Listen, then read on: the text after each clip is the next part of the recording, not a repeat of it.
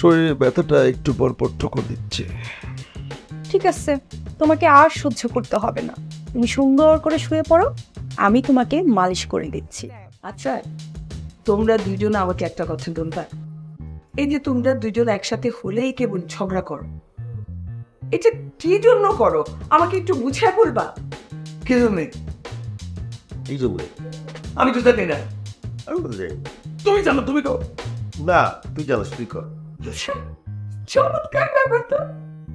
তোমরা দুইজন বছরের পর বছর ধরে ঝগড়া করে যাচ্ছ, অথচ কি জন্য ঝগড়া করছো তোমরা নিজেরাই জানো না। আমাকে একটা লোক বললো বাবা নাকি আমার মরা পাপ্পাকে অকথ্য ভাষায় গালাগালি করছে। এই আমি তো শুনছি তুই নাকি আমার বাপরে গালি দিছস। আরে আমার নানা নানিকে আমি চাকরি টানবে, তবে তোমার আমার দোলা বাইরেও আমি যা ইচ্ছা তাই বলতে পারি, তোর কি?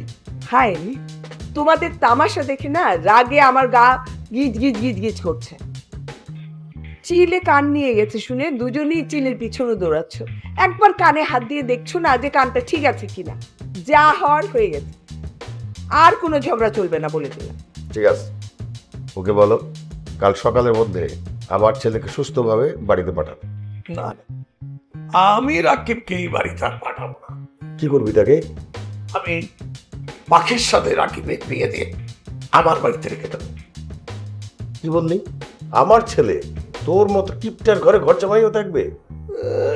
আমি কিপটা না, শোনো মামা, আমি কিপটা হতে পারি আমার নিজের জন্য, কিন্তু আমার ভাই বোন তাদের ব্যাপারে কিন্তু আমি উদার মনোভাব। আর একটা কথা বলি বাবা, আমার কোনো সন্তান নেই, পাখি যদি এই বাড়িতে চলে আসে তাহলে কিন্তু আমার বাড়িটা একেবারে খা খা করবে।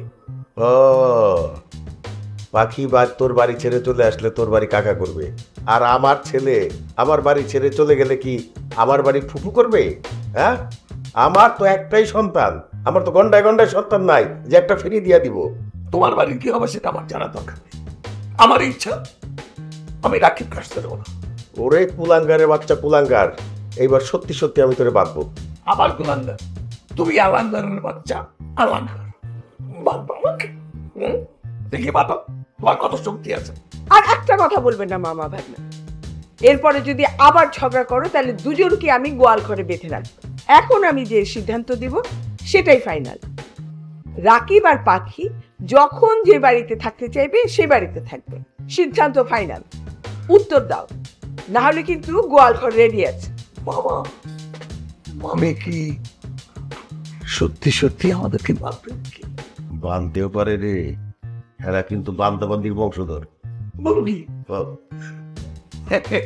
মামি, আমি গেছি, তুমি যেটা বলছো সেটাই একদম সলিড কথা, বুদ্ধিমানের মতো কথা বলছো। কিন্তু একটা কথা আছে, তুমি তোমার হাজবেন্ডকে বলো আমার কাছে সরি বলতে। কেন আমি সরি কও কেন? তুমি আমার মরা মা বাবাকে গালাগালি করেছো কেন? তুই আমার বাবা মাকে বাঁকাবই করছিস কেন? সরি তুই বলবি। আরে সরি তুমি বলবা না, তুই বলবি। না, তুমি বল। চল, আর ঝগড়া করবে না। বুলবুল মামা, শুনি তুমি তো তার ভাই, তাই না? আর সে তোমার আপন মামা, বয়সও তোমার থেকে বড়। ঠিক। এখন সে যদি তোমার কাছে সরি বলে তাহলে তোমার ইজ্জত চলে যাবে না বলো?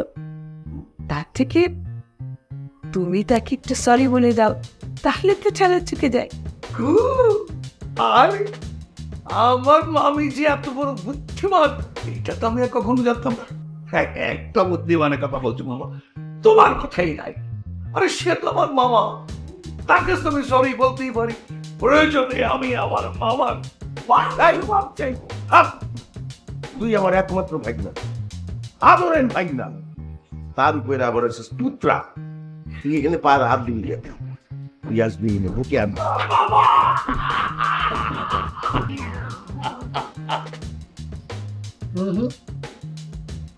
বিয়ের আগে এতটা কাছাকাছি বসা যাবে না, গুগল কিন্তু সব রেকর্ড করে ফেলবে। ও গুগল, এই গুগল না মাথা নষ্ট করে ফেললো। ঠিকই বলেছ, যা কিছু ঘটে সব কিছু ভাইরাল হয়ে যায়। একদিক থেকে ভালোই হয়েছে, বদমাশরা আর বদমাশি করার কোনো চান্স পাবে না, সব কিছু প্রকাশ হয়ে যাবে। আমার না সহ্য হচ্ছে না, শরীরে ব্যথাটা একটু পর পর ঠোকর দিচ্ছে।